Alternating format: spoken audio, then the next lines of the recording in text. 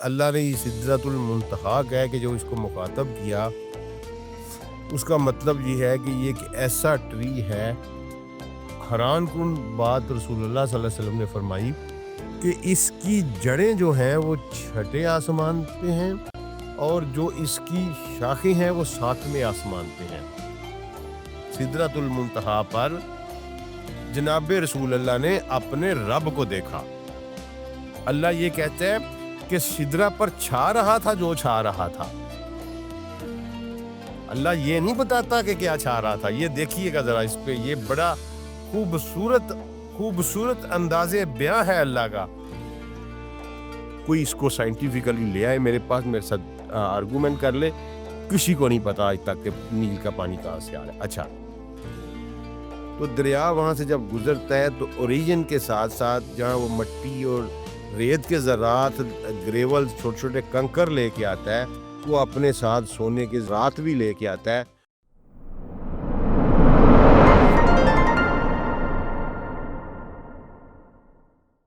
السلام علیکم سر، welcome to Noor cost. کیسے ہیں آپ؟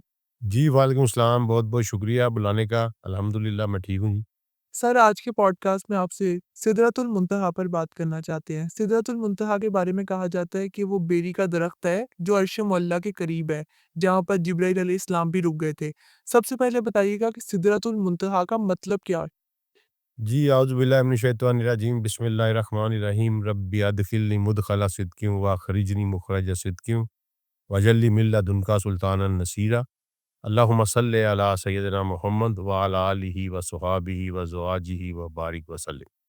جی دیکھیں، سدرۃ المنتہا جو ہے نا جی، یہ لفظ چونکہ قرآن پاک میں استعمال ہوا ہے، لہٰذا اس کے ہونے میں کسی قسم کا کوئی شک نہیں ہے۔ ٹھیک، سب سے پہلے تو یہ بات میں کلیئر کرنا چاہتا ہوں کہ لفظی مطلب پہ جانے سے پہلے کہ یہ کوئی غیر مرئی چیز نہیں ہے، یہ کوئی ایسی چیز نہیں ہے کہ یہ کوئی خلائی ہے، یا جو یہ بالکل 100% حقیقت ہے، کیونکہ رب کائنات نے اس کا تذکرہ خود قرآن پاک میں کیا ہے۔ ٹھیک ہے جی۔ اب سب سے پہلے جو کہ آپ نے پوچھا ہے کہ اس کا لفظی مطلب کیا ہے، تو لفظی تو دیکھیں، سدرہ جو ہے وہ لارڈ ٹری کو کہتے ہیں، جس کو ہم بیر کا درخت کہتے ہیں، بیری آپ کہہ لیں، ٹھیک ہے۔ اور منتہا کا مطلب ہے کہ ایپیکس، آخری بلندی، جس کے اوپر کوئی بلندی نہ ہو، ٹھیک ہے نا، پیک آف دی ہائٹ جس کو اس کو منتہا کہتے ہیں، ٹھیک ہے۔ تو اس کا مطلب ہے کہ یہ اللہ نے سدرۃ المنتہا کہہ کے جو اس کو مخاطب کیا، اس کا مطلب یہ ہے کہ یہ ایک ایسا ٹری ہے جو بلندیوں کی انتہاؤں کے اوپر واقع ہے۔ اس کے اوپر کیا ہے وہ ایک مسٹری ہے، اس پہ جب ہم پہنچیں گے وہ میں آپ کو بتاؤں گا، لیکن منتہا کا مطلب ہے کہ اس کے آگے آپ امیجن ہی نہیں کر سکتے کہ کیا ہے، بیانڈ امیجینیشن، اس کے آگے بیانڈ امیجینیشن ہے، انسان کی سوچ بھی نہیں سوچ سکتی۔ منتہا کہنے کا مطلب یہ ہے کہ اس سے آگے فنش، ٹھیک ہے۔ بالکل ٹھیک ہو گیا۔ مجھے یہ بتائیے گا کہ لفظی مطلب سدرۃ المنتہا کا اور روحانی مطلب کیا ایک ہی چیز ہے؟ دیکھیں، روحانی مطلب پہ ہم جب جاتے ہیں تو اس میں تو پھر بہت کچھ ہمیں دیکھنا پڑتا ہے، کیونکہ رسول اللہ صلی اللہ علیہ وآلہ وسلم نے خود اس کی تشریح اس طرح فرمائی ہے کہ یہ بیری کی طرح کا ایک درخت تھا، جناب رسول اللہ صلی اللہ علیہ وسلم نے فرمایا، اور اس کے پتے جو تھے وہ ہاتھی کے کانوں کے جیسے تھے، اور اس کے جو پھل تھے وہ بڑی بڑی، سمجھنے لالٹینیں جس طرح ہوتی ہیں اتنے بڑے تھے، اور ان کے اوپر لٹک رہے تھے۔ اور پھر رسول اللہ صلی اللہ علیہ وسلم نے فرمایا کہ اس کے اوپر ایسے رنگ چھا رہے تھے جس کو کوئی بھی بیان نہیں کر سکتا۔ ایک تو ہماری کلر سکیم ہے نا جی، بیانڈ دیٹ کلر سکیم، وہ کیوں تھا وہ میں جب اب آگے آتے ہیں تو بتاتا ہوں کہ وہ رنگ کیوں چھائے اور وہ کیا چیز تھی۔ اچھا، اس کے علاوہ ایک اور بڑی حیران کن بات رسول اللہ صلی اللہ علیہ وسلم نے صلی فرمائی اللہ علیہ وآلہ وسلم۔ کہ اس کی جڑیں جو ہیں وہ چھٹے آسمان پہ ہیں، اور جو اس کی شاخیں ہیں وہ ساتویں آسمان پہ ہیں۔ اب یہاں مجھے رک کے تو پھر آپ کو بتانا پڑے گا کہ چھٹا آسمان کیا ہے اور ساتواں آسمان کیا ہے۔ پہلا کیا ہے اور دوسرا کیا ہے. تو اس کے لیے ہمیں جانا پڑے گا سورہ طلاق، کیونکہ آپ کو پتہ ہے میں قرآن کے ریفرنس کے ساتھ پڑھتا ہوتا ہوں. جی آج آپ سے سمجھ لیتے ہیں کہ 7 آسمانوں کی کیا حقیقت ہے. جی میں آپ کو بتاتا ہوں. جی سورہ طلاق میں اللہ تعالیٰ نے، سورہ طلاق کی آخری آیت ہے کہ اللہ تعالیٰ نے کہا کہ ہم نے 7 سما کریٹ کیے اور ہر سما میں اسی طرح کی ایک زمین. اب ایک دفعہ آسمان کو بھول جائیں، کیونکہ آسمان ترجمہ ہے اردو کا یا فارسی کا، ٹھیک ہے. عربی کا لفظ، عربی آسمان سے آشنا نہیں ہے. عربی کے لیے یہ ایک اجنبی ورڈ ہے. ہمیں لفظ یوز ہی کرنا چاہیے تھا. ایکچوئل یہ بہت بڑی غلطی ہوئی ٹرانسلیٹرز کی کہ ہم نے سما کو آسمان میں بدل دیا، اور پھر آسمان کو ہم نے جو سکائی کا مطلب ویسٹرن میں لیا گیا اس کے ساتھ پیرالائز کر دیا. یہ گرامیٹیکل مسٹیک تھی، ایکچوئل وہ چیز نہیں ہے. دیکھیں قرآن نے جگہ جگہ پہ سما اور سماوات کا لفظ استعمال کیا، جمع بھی صیغہ استعمال کیا اور واحد کا بھی کیا. اور سب سے پہلے اللہ نے بتایا کہ میں نے 7 سورہ طلاق میں کہ میں نے 7 سما بنائی ہیں. ہم ایک سما میں رہ رہے ہیں، کیپ ان مائنڈ. ٹھیک ہے جی. اللہ نے کیسے، میں کہہ رہا ہوں کہ اللہ نے کہا وَلَقَدْ زَيَّنَا السَّمَاءَ الدُّنْيَا بِمَصَابِيحَ، ہم نے دنیا کے سما کو ستاروں سے سجایا ہے، چراغوں سے سجایا ہے. ٹھیک ہے، دنیا کے سما کو چراغوں سے سجایا. سبحان اللہ. اب یہ جو کچھ بھی آپ کو نظر آتا ہے نا، یہ ایک سما ہے اور یہ اس کی ڈیکوریشن ہے. ٹھیک ہے. اچھا، اس کے علاوہ اللہ نے یہ ایک سما دنیا کس طرح ہے. ایک تو میں نے آپ کو سورہ ملک کی آیت بتائی، پھر اللہ نے متعدد دفعہ قرآن میں کہا وَمَا الْحَيَاةُ الدُّنْيَا إِلَّا مَتَاعُ الْغُرُورِ. ٹھیک ہے جی، کہ یہ دنیا کی زندگی جو ہے یہ گاٹے کے سوا کچھ بھی نہیں. دنیا کی زندگی کھیل اور تماشے کے سوا کچھ بھی نہیں. یعنی یہ دنیا ہے، ایک سما جس میں ہم رہ رہے ہیں، اس کا نام دنیا ہے. اس سما میں ابھی تک جو 380 بلین گلیکسیز ہم آبزرو کر چکے ہیں، وہ ایک سما ہے. سبحان اللہ. یہ بھول جائیں کہ اگر ہم یہ کہیں کہ جی ہم یہاں سے کسی اور پلینٹ پہ جائیں گے وہ دوسرا سما، نہ سما ایک ہی ہے. یہ ایک ہی سما کا سارا کچھ جو ابھی تک ہم دیکھ رہے ہیں، اور یہ اس کی وسعت اتنی ہے کہ ہم 380 بلین گلیکسیز آبزرو کر چکے ہیں. ایک گلیکسی جس کے اوپر ہم رہتے ہیں اس کا نام ملکی وے ہے. ہم ملکی وے کے رہنے والے اگر ملکی وے کے بارڈر پہ پہنچنا چاہیں، ایک یہاں سے چل کے ہم اس ملکی وے کے آخری کنارے تک پہنچنا چاہیں، ہم یہاں کے رہنے والے، تو ہمیں سپیڈ آف لائٹ جو کہ 1,86,000 میل پر سیکنڈ ہے، پر سیکنڈ 1,86,000 میل پر سیکنڈ کے حساب سے ہم سفر شروع کریں اور 1,00,000 سال تک مسلسل ٹریول کرتے رہیں، تو ہم اس ایک گلیکسی، ایک کہکشاں کے کنارے تک پہنچیں گے. اور اس طرح کی 380 بلین گلیکسیز اس سما میں ہم دیکھ چکے ہیں. اور Amazing. ابھی بھی اس کو ہم کہتے ہیں کہ یہ صرف آبزرویبل یونیورس ہے، نان آبزرویبل ابھی اس سے بلین ٹریلین حصہ پڑا ہے. اب آپ کو پتا چلا کہ اللہ تعالیٰ کیوں کہتا ہے کہ لِتَعْلَمُوا إِنَّ اللَّهَ عَلَى كُلِّ شَيْءٍ، کہ تم جان لو کہ میں بہت طاقتور ہوں. میرا رب اتنا عظیم ہے کہ یہ تو ایک مثال 1,00,000 سال تک 1,86,000 کلومیٹر میل پر سیکنڈ سے سفر کریں تو ایک گلیکسی کے کنارے پہ پہنچیں گے جس میں ہم رہ رہے ہیں. اس سے آگے پاس ہی کھڑی ہے ہمارے اینڈرومیڈا. انسان کی محدود عقل اللہ کی لامحدود ذات کو کیسے سمجھ سکتا؟ نہیں سمجھ سکتی. ٹھیک ہے، یہ ایک میں نے چھوٹا سا اشارہ دیا ہے کہ سما اتنا بڑا ہے کہ ہماری امیجینیشن سے بھی باہر ہے. کوئی شک نہیں. اور یہ جو سب کچھ ہے یہ ایک سما ہے. اللہ نے کہا میں نے 7 سما تخلیق کیے ہیں، اور پھر کہا کہ میں نے جو سما تخلیق کی ہیں وہ طباقاً اوپر نیچے ہیں. اور رسول اللہ صلی اللہ علیہ وسلم نے اس کی خوبصورت تشریح کی کہ ایک سما اور پھر اس کے درمیان 500 سال کا فاصلہ، اور اس میں درمیان میں پانی، پھر سما، پھر پانی اور 500 سال کا فاصلہ. اس طرح جو ہے نا جی. اور یہ ایک میتھمیٹک کیلکولیشن ایک بندے نے کی تھی کہ رسول اللہ صلی اللہ علیہ وسلم نے 500 سال کا فاصلہ کیوں کہا. وہ اگر آپ مجھے اب ایگزیکٹ کیلکولیشن تو نہیں یاد، لیکن اس نے کہا تھا کہ عربی گھوڑا 1 گھنٹے میں اتنے کلومیٹر کرتا ہے اور 500 سال میں اتنے کرے گا، تو ایگزیکٹ وہ ڈائمینشن نکلتی تھی جو کاسمالوجی کے سائنٹسٹ نے نکالی ہے۔ واو! میرے رسول کی اتنی پیٹ اور ایکوریٹ کیلکولیشنز ہیں۔ اور جدید ٹیکنالوجی اب آئی ہے، جی وہ تو تب ان تو کو تھی تو بھی اب نہیں۔ اچھا اب یہ 7 سما جو ہے نا جی، یہ اوپر نیچے واقع ہیں، پہلا، دوسرا، تیسرا، چوتھا، پانچواں، چھٹا، ٹھیک ہے۔ اور یہی رسول اللہ صلی اللہ علیہ وسلم نے سما، اب آسمان کو میں کیونکہ میں آج نبی ہوں، قرآن چونکہ آسمان کا لفظ، آسمان جب آپ ہر ورڈ کی ایک سائیکالوجی ہوتی ہے، ہر لینگویج کی ایک سائیکالوجی ہوتی ہے، ٹھیک ہے جی۔ مثلاً میں آپ کو ایک مثال دیتا ہوں سائیکالوجی کیا ہوتی ہے۔ آپ کہتے ہیں مجھے کہ آپ کے والد صاحب آئے ہیں، ٹھیک ہے، میں آپ کو میں شکریہ ادا کرتا ہوں کہ آپ نے مجھے بتایا۔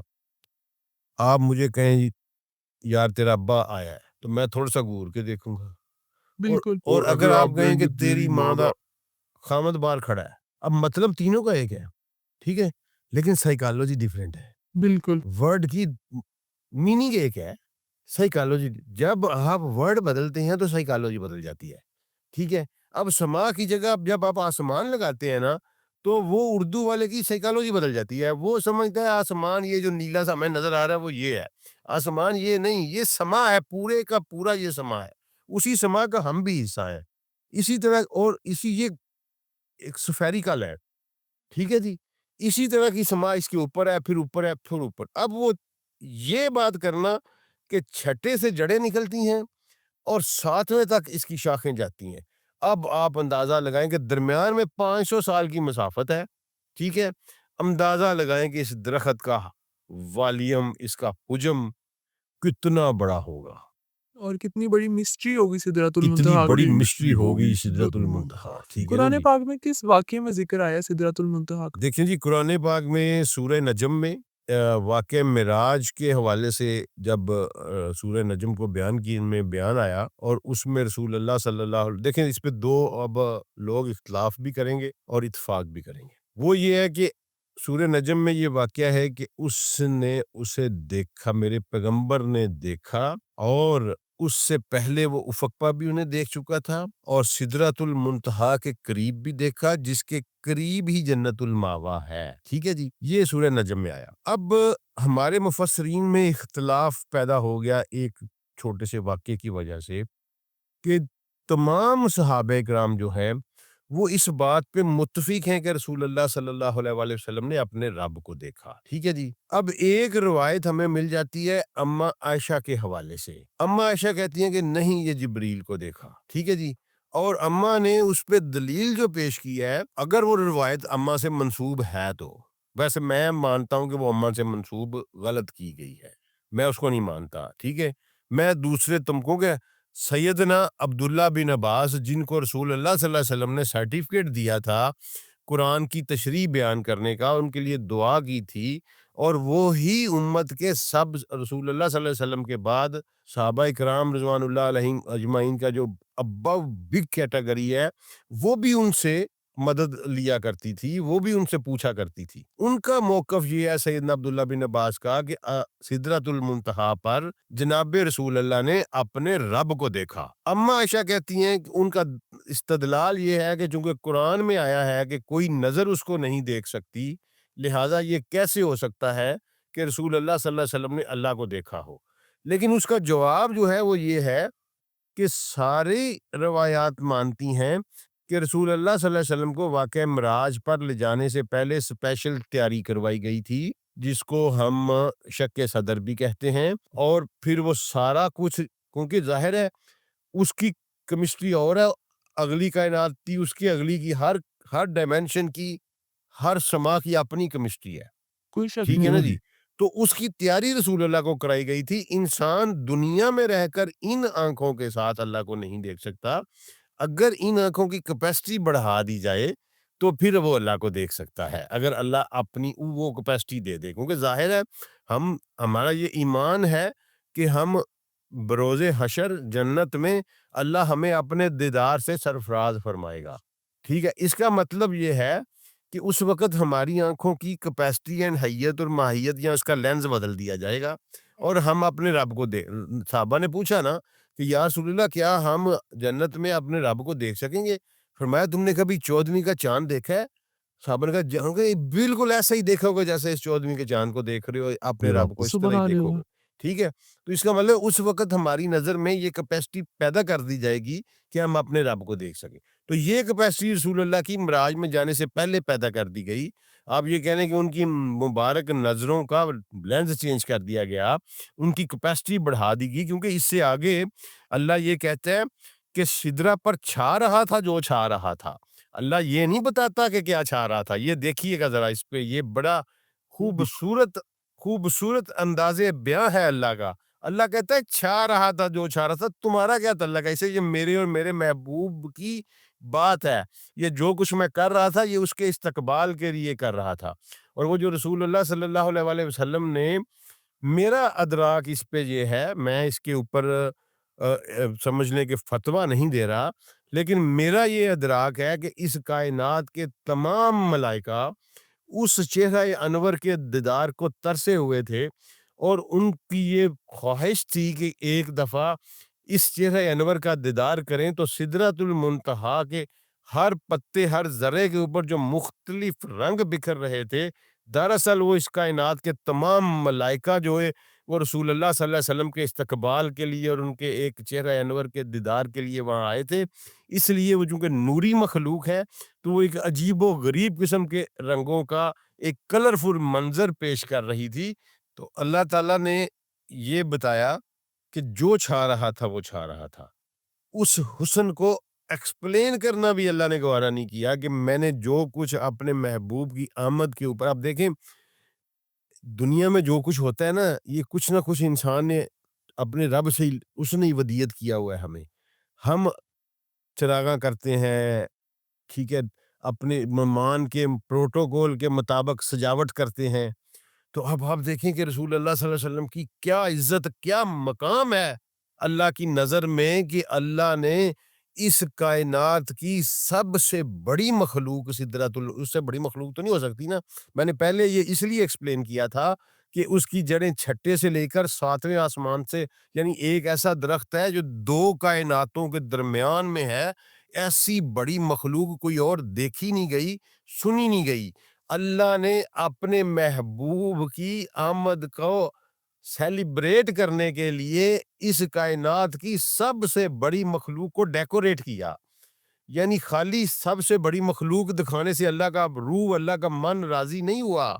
ٹھیک ہے، اللہ نے کہا کہ اس کو ڈیکوریٹ بھی میں نے کرنا ہے اپنی سب سے بڑی حجم کے لحاظ سے۔ اس لحاظ سے اس سے بڑا ہو سکتا ہے کرسی ہو، اس سے بڑا ہو سکتا ہے عرش ہو، لیکن عرش اور کرسی کو اگر ہم مائنس کر دیں تو سدرۃ المنتہا، اس سدرہ کے درخت سے بڑی کوئی مخلوق نہ دیکھی گئی ہے نہ سنی گئی ہے۔ اللہ نے اس کو ڈیکوریٹ کیا، اور ڈیکوریٹ بھی ایسا کیا کہ جس کا کوئی امیجن نہیں کر سکتا۔ ٹھیک ہے جی، یہ ہے اچھا، یہ خوبصورتی، یہ بیوٹی قرآن میں یہ بیان ہوئی۔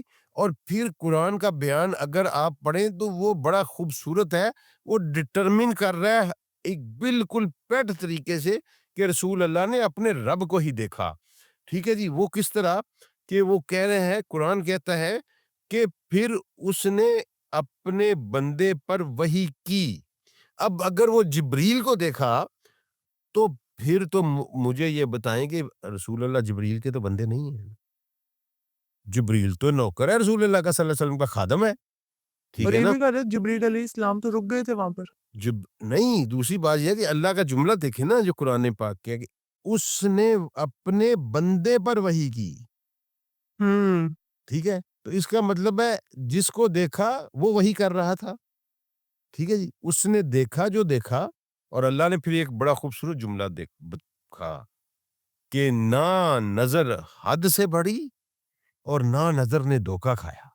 بے شک عقل والوں کے لیے نشانی ہے۔ ٹھیک، وَمَا زَاغَ الْبَصَرَ وَمَا طَغَىٰ، ٹھیک ہے جی، نہ حد سے بڑی اور نہ ہی بٹکی، یعنی جو کچھ اس نے دیکھا وہ 100% صحیح دیکھا۔ ٹھیک ہے جی، دل نے، آگے سورہ نجم میں فرمایا کہ آنکھ نے جو دیکھا دل نے اس کی تصدیق کی۔ آپ الفاظ دیکھیں، بہت خوبصورت۔ آنکھ نے جو دیکھا دل نے اس کی تصدیق کی کہ جو میں دیکھ رہا ہوں یہ وہی ہے. ٹھیک ہے, اتنا بڑا پروٹوکول جبریل کے لیے لگایا ہی نہیں جا سکتا. ٹھیک ہے نا. پھر اگلا جملہ تو بالکل سہاگا پھیر دیتا ہے سارے کنسیپٹ پہ جو کہتے ہیں کہ جبریل کو دیکھا. اللہ کہتے ہیں کہ پھر اس نے, کس نے, جس کو وہ دیکھ رہا تھا, رسول صلی اللہ علیہ وآلہ وسلم جس کو دیکھ رہے تھے, پھر اس نے اپنے بندے پر وحی کی. ٹھیک ہے جی. عبد ہی, جو عربی کو سمجھتے ہیں لوگ وہ میری بات سمجھیں گے. عبد ہی کا مطلب ہے کہ میرا اپنا بندہ, اس کا مطلب اپنے بندے پر. ٹھیک ہے, یہی لفظ یوز ہوا سورہ بنی اسرائیل کی آیت میں جب واقع معراج شروع کیا گیا کہ سبحان اللہ زی اسرا بے عبد ہی. آپ پڑھ لیجئے گا, سورہ بنی اسرائیل میں بھی عبد ہی کہا گیا کہ پاک ہے وہ ذات جس نے سفر کیا اپنے بندے کے ساتھ. یہاں بھی کہا کہ وہی کی کس نے, جس کو وہ دیکھ رہا تھا اس نے اپنے بندے پر وحی کی. اس کا مطلب ہے کہ رسول اللہ کے بندے ہیں, اللہ نے وحی کی. ٹھیک ہے, تو میننگ دیر بھائی. اور اس کے علاوہ ایک اور بڑی امپورٹنٹ بات, یہ آپ کو کوئی بندہ نہیں بات, کسی تفسیر میں یہ بات نہیں ملے گی. اللہ نے میرے پہ مہربانی الحمدللہ فرمائی. الحمدللہ. یہاں لفظ یوز ہوا ہے فاستوا, پھر اس نے استوا کیا. انہوں نے اردو میں ترجمہ کیا کہ وہ پھر کھڑا ہو گیا. غلط بات ہے. استوا کا لفظ صرف عربی کے لیے بالکل اجنبی ہے. یہ استوا کا لفظ صرف اللہ نے اپنے لیے استعمال کیا قرآن پاک میں جب کہا کہ میں نے اس کائنات کو 6 دنوں میں تخلیق کیا اور پھر عرش پر استوا کیا. استوا کیا ہے ہم نہیں سمجھ سکتے. استوا کیا ہے؟ ٹھیک ہے, لوگ کہتے ہیں وہ عرش پر بیٹھ گیا. نہیں نہیں, اللہ کو نہیں کہنا چاہیے کہ وہ ہماری طرح بیٹھ گیا یا کھڑا ہو گیا. اللہ کی مثال, اللہ کی مثل نہیں دی جا سکتی. اس نے عرش پر استوا کیا. استوا کیا ہے ہم نہیں جانتے, لیکن استوا جو ہے یہ مخصوص ہے اللہ کی ذات کے لیے. ٹھیک ہے, تو یہاں سورہ نجم میں بھی اس نے کہا کہ پھر وہ اس نے استوا کیا. تو اگر اس کا مطلب کھڑا ہو گیا ہے تو میں بڑی بات کرنے لگا ہوں, پھر تو وہ رسول اللہ صلی اللہ علیہ وسلم کے استقبال میں کھڑا ہو گیا. علیہ وسلم. سبحان اللہ. ٹھیک ہے, ٹھیک ہے, لیکن میں اس کو نہیں, میں کہتا ہوں استوا اللہ ہی جانتا ہے کیا ہے, لیکن چونکہ استوا کا لفظ اللہ کے لیے مخصوص ہے, یہاں بھی استوا کا لفظ یوز ہوا ہے. اس کا مطلب ہے کہ وہاں جو کوئی جس کو رسول اللہ دیکھ رہے تھے وہ ان کا رب ہی تھا, کوئی اور نہیں تھا. تو یہ سدرۃ المنتہا کی جو ہے نا جی, یہ سب سے بڑی خیر, سب سے بڑی برکت یہ ہے کہ رسول اللہ نے اس کے ساتھ ہی اپنے رب کا ملاحظہ کیا, اور جس کے بالکل ساتھ جنت الماوا. سر بہت خوبصورت انداز میں آپ نا قرآن کے جو ہمیں سیکرٹ میسیجز ہوتے ہیں, لفظوں کے اندر ہڈن میننگ ہوتا ہے, وہ سمجھاتے ہیں. ہمیں حدیث میں یہ بھی ذکر ملتا ہے کہ سدرۃ المنتہا کے قریب دریا و نہریں ہیں. ہاں جی, بہت اچھا سوال ہے جی آپ کا, ماشاءاللہ الحمدللہ. یہ سارا جو کنسیپٹ الحمدللہ میں نے آپ کو 1-2 دفعہ پہلے بھی پوڈ کاسٹ میں بتایا ہوا ہے کہ دنیا کے دوسری دنیا کے ساتھ رابطے جو ہے نا, ایک دنیا سے دوسری دنیا, پیرلل یونیورسٹیز کا, یہ واضح کرتی ہے حدیث.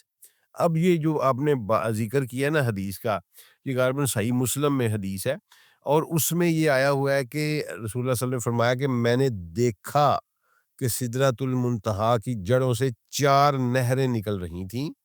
ٹھیک ہے جی. اب 2 نہریں جو تھیں وہ سماوی تھیں, اور 2 نہریں جو تھیں وہ ارضی تھیں. ٹھیک ہے جی. ارضی نہریں جو تھیں وہ تھیں فرات اور نیل, اور سماوی نہریں جو تھیں وہ تھیں کوثر اور سلسبیل. ٹھیک ہے جی. اب سماوی نہریں کا چلو ٹھیک ہے جی, وہ وہاں سے نکل رہی تھیں, پاس ہی جنت الماوا ہے, اسی میں بہ کر جا رہی ہوں گی. ٹھیک ہے, اللہ نے بھی کہہ دیا کہ اس کے پاس ہی جنت الماوا ہے. ٹھیک ہے, وہ اس کے جڑوں سے نکل رہی تھیں اور جنت الماوا میں بہ رہی تھیں. ویل اینڈ گڈ, ہم سمجھ گئے اس کو. یہ کوئی مجھے سمجھ آئے پھر جو ہماری بات نہیں مانتا, سبابہ والی, آسمانی رستوں والی, آسمان کے دروازوں والی, وہ یہ مجھے بتائے کہ جو پانی سدرۃ المنتہا کی جڑوں سے نکل رہا ہے وہ دریائے نیل اور دریائے فرات میں کیوں بہ رہا ہے؟ پھر کس طرح بہ کہاں سے آ رہا ہے؟ وہ کون سا پائپ ہے جو چھٹے آسمان سے اس دنیا تک وہ پانی کو لے کے آ رہا ہے؟ وہ بتائے ہمیں پھر۔ اس کا مطلب ہے کہ وہ کسی، آپ اس کو پورٹل کہہ لیں، آپ اس کو باب کہہ لیں، آپ اس کو سبابہ کہہ لیں، وہ کسی نہ کسی پورٹل سے، رستے سے آ رہا ہے، کیونکہ یہ رسول اللہ صلی اللہ علیہ وسلم نے فرمایا ہے کہ نیل اور فرات جو ہیں وہ سدرۃ المنتہا کی جڑوں سے نکلتے ہیں۔ تو یہ بھی مسٹری کہی جاتی ہے نا کہ بلیک ہول ہے یا پھر پورٹل ہے۔ ہاں، یا کوئی بلیک ہول ہے یا پورٹل، کوئی نہ کوئی، جو لوگ اس کا انکار کرتے ہیں وہ ہمیں پھر بتائیں نا، وہ پائپ کدھر ہے، ہمیں دکھائیں وہ پائپ، جس پائپ کے ذریعے وہاں سے پانی آ رہا ہے۔ اب میں آپ کو ایک بڑی سائنٹیفک بات، فیکٹ بتانے لگا ہوں۔ درائے نیل کو اگر کبھی آپ دنیا کے نقشے کے اوپر دیکھیں نا، تو یہ واحد پیرینیل سٹریم ہے۔ پیرینیل سٹریم وہ ہوتی ہے کہ جو پورا سال بہتی ہے، ٹھیک ہے جی۔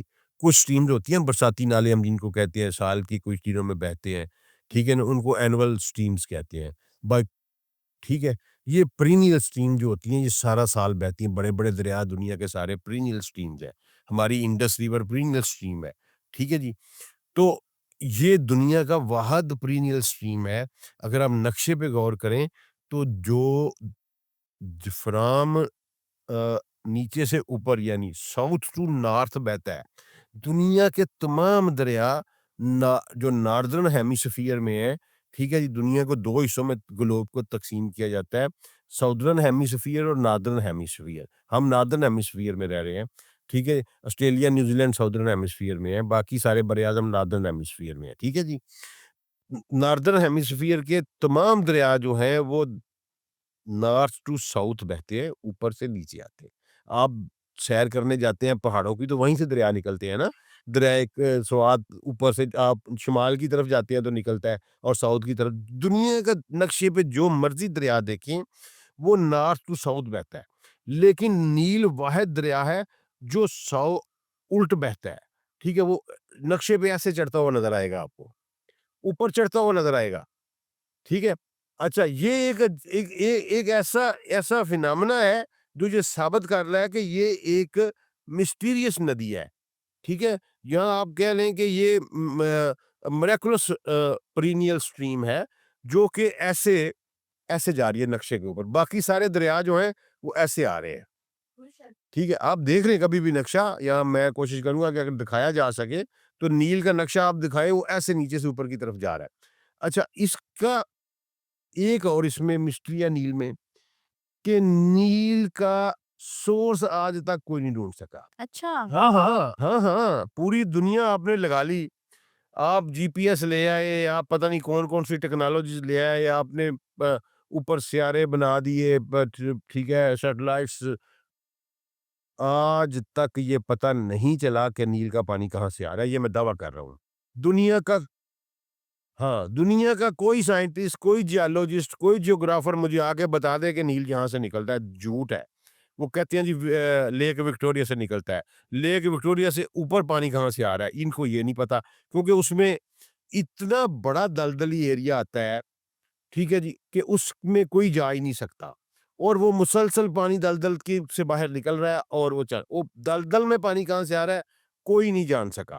آپ نیل کا ٹریک لے لیں، آگے جا کے دو میں تقسیم ہو جاتا ہے، وائٹ نیل، بلیو نیل، ٹھیک ہے جی، اور پھر اوپر لیک وکٹوریا تک، اور لیک وکٹوریا سے اوپر جو ہے مارشیز ہیں جن کو ہم دلدلیں کہتے ہیں، وہ دنیا کی وسیع و عریض دلدلیں ہیں۔ ان دلدلوں میں پانی کہاں سے آ رہا ہے کوئی بندہ نہیں جانتا، نہ کوئی اس دلدل میں جا سکتا ہے، نہ اس دنیا کو آج تک یہ پتہ نہیں ہے کہ نیل کا پانی کہاں سے آ رہا ہے۔ یہ میرا دعویٰ ہے، کوئی اس کو سائنٹیفیکلی لے آئے میرے پاس، میرے ساتھ آرگومنٹ کر لے، کسی کو نہیں پتا آج تک کہ نیل کا پانی کہاں سے آ رہا ہے۔ اچھا، یہ تو ہوگی نیل کی صورتحال، ایک تو یہ اس کے پانی کا نہیں پتا، دوسرا وہ پرینیل سٹریم ہے جو کہ الٹ بہتی ہے، تیسرا یہ دیکھیں کہ وہ اتنی کام سٹریم ہے کہ آپ نے کبھی یہ سنا ہے مصر میں یا سوڈان میں سیلاب آ گیا، اس نے کبھی طغیانی بھی نہیں کی، اتنے پیسفل سٹائل سے وہ بہتی ہے۔ اچھا، اس کے بعد اگلی سٹریم آ گئی ہماری فرات کی۔ فرات کے بارے میں ایک بڑا عجیب و غریب قسم کی بات جو ہے نا جی، وہ رسول اللہ صلی اللہ علیہ وسلم نے پھر بتائی ہوئی ہے کہ فرات جو ہے یہ خشک ہو جائے گا اور اس میں سے سونے کا پہاڑ نکلے گا، ٹھیک ہے جی۔ اب پہلے دنیا نے کوئی ایک مسلم اسکالرز نے کوئی شوشہ چھوڑ دیا، پرٹیکولرلی ہمارے ہاں جناب اولیاء مقبول جان صاحب نے اور باہر کے ورلڈ میں شیخ عمران حسین نے، کہ جی یہ پیٹرو ڈالر جو ہے یہی سونے کا پہاڑ ہے، ٹھیک ہے۔ ایسا نہیں ہوتا، میرے رسول کی زبان ان کے لفظ کو تبدیل نہیں کیا جا سکتا۔ میری بات اگر ان تک پہنچے تو انہیں توبہ بھی کرنی چاہیے اور اپنے خیالات سے رجوع بھی کرنا چاہیے۔ میرے رسول صلی اللہ علیہ وآلہ وسلم نے ذہب کا لفظ یوز کیا ہے، ذہب کا مطلب سونا ہوتا ہے، جب ذہب کہا ہے تو پھر ذہب ہی نکلے گا، ٹھیک ہے جی۔ یہ نہیں ہو سکتا کہ رسول اللہ صلی اللہ علیہ وسلم الٹی پھراٹ کے باتیں کریں یا میرا مطلب ہے گھما پھرا کے بات کریں، یہ میرے رسول کے شان شان نہیں ہے۔ سیدھی کھلی اوپن بات کریں گے وہ۔ انہوں نے کہا کہ جب سونے کا پہاڑ نکلے گا تو سونے کا پہاڑ ہی نکلے گا انشاءاللہ۔ اچھا وہ اب کیا ہے، اس کو کہتے ہیں پلیسر گولڈ۔ آج دنیا اس دور میں اس 21ویں صدی میں آ کے اس بات پہ پہنچی ہے کہ پلیسر گولڈ کیا ہوتا ہے۔ آپ نے پہلے دفعہ یہ بٹ سنا ہوگا، ٹھیک ہے۔ پلیسر گولڈ کیا ہوتا ہے؟ ہاں، پلیسر گولڈ یہ ہوتا ہے کہ دریا جہاں سے گزرتے ہیں اپنے رستے میں، اگر کہیں ان کے رستے میں سونے کی کانیں ہوں یا چٹانیں، ایسی چٹانیں ہوں جن میں سونا ہو، تو دریا وہاں سے جب گزرتا ہے تو اوریجن کے ساتھ ساتھ جہاں وہ مٹی اور ریت کے ذرات، گریول، چھوٹے چھوٹے کنکر لے کے آتا ہے، وہ اپنے ساتھ سونے کے ذرات بھی لے کے آتا ہے، اور وہ سونے کے ذرات جو ہیں وہ آ کے ریور بیڈ میں سیٹل ہونا شروع ہو جاتے ہیں، اور آہستہ آہستہ صدیوں کی سیٹلمنٹ کے بعد وہ ایک ہیوج ذخیرہ بن جاتا ہے سونے کا۔ اس کو پلیسر گولڈ کہتے ہیں، اور یہ پلیسر گولڈ فرات میں دریافت ہو چکا ہے، رسول اللہ کی بات ثابت ہو چکی ہے۔ آپ کو حیران کن آج تک بات بتاؤں کہ پلیسر گولڈ ہمارے انڈس میں بھی پایا جاتا ہے، ٹھیک ہے جی۔ اور اگر آپ اٹک سے اوپر دیہاتوں میں سفر کریں، میں نے کیا ہوا ہے کسی ایک چکر میں، اوپر سفر کیا ہوا ہے دریائے سندھ کے ساتھ ساتھ، تو بے تحاشا لوگ سونا ڈھونڈتے ہیں وہاں، عام دیہاتی لوگ، ٹھیک ہے جی، وہ سونا اکٹھا کر رہے ہوتے ہیں دریائے سندھ میں سے۔ جی یہ اینڈ ٹائم پروفیسیز میں ہی ہے کہ جو فرات ہے اس میں سے، اب پہلے دنیا کہتی تھی یہاں سونا کیسے آئے گا، اب دنیا کہتی ہے کہ اس میں دنیا کا سب سے زیادہ ریشو آف پلیسر گولڈ فرات کے پانی میں موجود ہے، ٹھیک ہے جی۔ اور جب وہ پتہ نہیں صدیوں سے اکٹھا ہو رہا ہے، کوئی زلزلہ آئے گا، کوئی ارتھکویک آئے گا، اس کا بیڈ سرکار نے منع فرمایا۔ اب دیکھیں نا، یہی بات تو ہم کہتے ہیں کہ آپ غلط تشریحات نہ کیا کریں رسول اللہ صلی اللہ علیہ وسلم کے فرمان کی۔ جب سرکار نے کہا کہ اس کے قریب نہ جاؤ، تو اگر وہ بلیک، یہ جو پیٹرو ڈالر کو وہ کہتے ہیں، تو پیٹرول تو سارا مسلم ممالک نکال رہے ہیں وہاں سے، اور اس سے بینیفٹ بھی لے رہے ہیں، ٹھیک، اس سے خوشحالی بھی اربوں میں صرف پیٹرول سے ہی آئی ہے، ٹھیک ہے۔ تو اگر دریائے فرات کے کنارے میں پیٹرول کو ہم وہ ذہب یا سونے کا پہاڑ کنسیڈر کر لیں، تو پھر تو یہ ساری امت تباہ و برباد ہو گئی نا، اس نے تو رسول اللہ صلی اللہ علیہ وسلم کی خلاف ورزی کر دی۔ تو ایسی بات نہیں، ابھی تک وہ نہیں نکلا، لیکن اب سائنس، یہ میں نے آپ کو لیٹسٹ اسٹڈی بتائی ہے، آج سے 1.5 سال پہلے دنیا کے تمام جیولوجسٹ نے یہ مانا ہے، صرف 1.5 سال پہلے، کہ درائے فرات میں رچ ایلیمنٹس آف پلیسر گولڈ کے پائے جاتے ہیں، اور جہاں جہاں درائے فرات کا پانی جمع ہوتا ہے اس کے زمین کے نیچے سونا جمع ہو رہا ہے، ٹھیک ہے جی، اور یہ کسی وقت اکٹھا ہو کے پھٹے گا اور باہر آ جائے گا سارے کا سارا۔ تو یہ وہی ہوگا جو میرے رسول مقبول صلی اللہ علیہ وسلم کی زبان مبارک سے نکلا ہے۔ اگر اس زبان مبارک سے جو کن کی کنجی ہے، اگر اس زبان مبارک سے ذہب کا لفظ نکلا ہے، تو پھر وہاں سے سونا ہی نکلے گا انشاءاللہ۔ یہ ندیوں کی حقیقت تھی۔ باقی سلسبیل اور کوثر کا ذکر تو قرآن پاک میں آیا ہے، آپ جانتی ہیں، اور سلسبیل بھی جو ہے وہ جنت کی ندی ہے۔ انشاءاللہ ہم وہ اللہ کے فضل اور کرم سے، اس کے حبیب کے کرم، اس کی رحمت کے صدقے میں ہم اس ندی پر جائیں گے، اور اہل بیت اطہار کے ہاتھوں سے جام کوثر بھی پیئیں گے انشاءاللہ۔ لیکن یہ سب سے بڑا منظر تو میں نے آپ سے بیان کر دیا ہے، ٹھیک ہے۔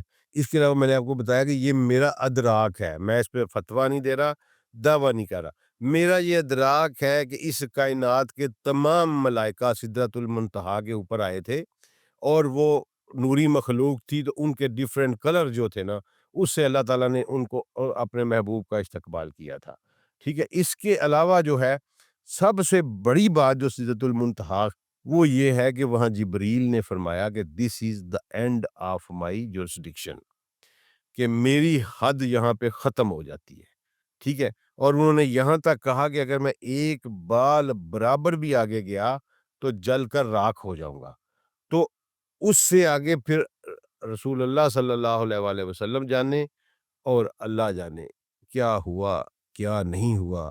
ٹھیک ہے، کیونکہ اللہ نے جہاں یہ کہا کہ سدرہ پر چھا رہا تھا جو چھا رہا تھا، وہاں اللہ نے ایک اور بات کہی کہ پھر اس نے اپنے بندے پر وحی کی جو کی، وہ وحی بھی نہیں بتائی۔ ٹھیک ہے جی، کہ اس نے اپنے بندے پر وحی کی جو کی۔ ٹھیک ہے، اس لیے اس نے کہا تم شک میں مبتلا نہ ہونا اس بارے میں۔ جو اللہ نے، یہ اللہ اور اس کے محبوب کا تعلق ہے، یہ ان کی پرائیویسی ہے۔ سدرۃ المنتہا سے پار ہماری وساطت میں نہیں ہے، ہماری استطاعت میں ہی نہیں ہے کہ ہم اس پہ بات کر سکیں۔ اس لیے میں تو اس پہ آگے بات نہیں کرتا ہوتا کہ ہمارے پاس اس کا کوئی چیز ہے ہی نہیں۔ یہ اللہ اور رسول کے علاوہ کوئی وہ راز جانتا ہی نہیں اس کے آگے کیا ہے۔ سدرۃ المنتہا کے بارے میں ہے جو میں مس کر گیا تھا، وہ یہ ہے کہ کہتے ہیں کہ جو نیچے سے اوپر چڑھتا ہے وہ سدرۃ المنتہا تک ہی جاتا ہے، اور جو اوپر سے نیچے فرمان الہی آتا ہے وہ بھی سدرۃ المنتہا پہ ہی وصول کیا جاتا ہے۔ ٹھیک ہے جی، اور سدرۃ المنتہا کے پاس ہی جیسا اللہ نے کہا کہ اس کے پاس جنت الماوا ہے، رسول اللہ صلی اللہ علیہ وسلم نے فرمایا کہ میں نے کلموں کے چلنے کی آوازیں سنی۔ آپ نے کبھی وہ جو کاننے کا قلم ہوتا ہے اس کے ساتھ لکھا ہے کبھی آپ نے پیپر کے اوپر زندگی میں؟ وہ آواز پیدا ہوتی ہے نا اس کے ساتھ، اس کی آواز اور پرنٹر کے آج کے پرنٹر کی آواز بالکل سیم ہے۔ ٹھیک ہے جی، آپ کبھی ابھی صبح تجربہ کر کے دیکھ لیجئے گا، وہ قلم ایک منگوائیے گا کاننے کی، اس سے پیپر کے اوپر لکھیے گا، وہ آواز جو اس سے پیدا ہوگی نا، اور وہ جو آواز آپ کے پرنٹر سے، لیزر پرنٹر سے آتی ہے جب وہ پرنٹ کرتا ہے کاغذ کو، ٹھیک ہے، سیم آواز ہے، ایکول فریکوینسی کی۔ رسول اللہ صلی اللہ علیہ وسلم نے فرمایا کہ میں جب وہاں سے گزرا تو میں نے قلموں کے چلنے کی آواز سنی۔ میری اپنی پرسیپشن ہے کہ بہت بڑے بڑے جو پرنٹرز تھے وہ وہاں لگے ہوئے تھے، اور وہ سارا یونیورس کا نظام جو ہے نا وہ وہاں پہ چل رہا تھا۔ اس لیے سدرۃ المنتہا کی ایک مسٹری یہ بھی ہے کہ اوپر سے جو حکم آتا ہے وہ سدرۃ المنتہا پہ ریسیو کر لیا جاتا ہے۔ اللہ تعالیٰ کے جو نظام ہے، اللہ کے ملائکہ جو ہے اس کو ریسیو کر لیتے ہیں، اور پھر امپلیمنٹیشن کے لیے وہ نیچے بھیجتے جاتے ہیں۔ ٹھیک ہے جی، اسی طرح جو نیچے سے فیڈ بیک آتا ہے وہ بھی سدرۃ المنتہا تک فرشتے پہنچا دیتے ہیں، آگے اللہ جانے اور اس کا سسٹم جانے۔